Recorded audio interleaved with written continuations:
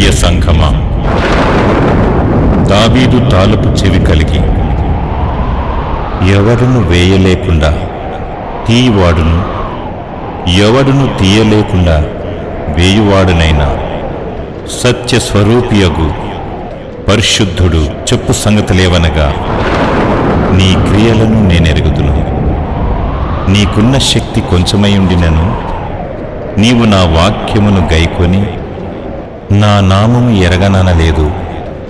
ఇదిగో, తలుపు నీ ఎదుట తీసియుంచి ఉన్నాను, దానిని ఎవడును వేయనేరడు. యూదులు కాకయే తాము యూదులమని అబద్ధమాడు సాతాను సమాజపు వారిని రప్పించదను. వారు వచ్చి నీ పాదముల ఎదుట పడి నమస్కారం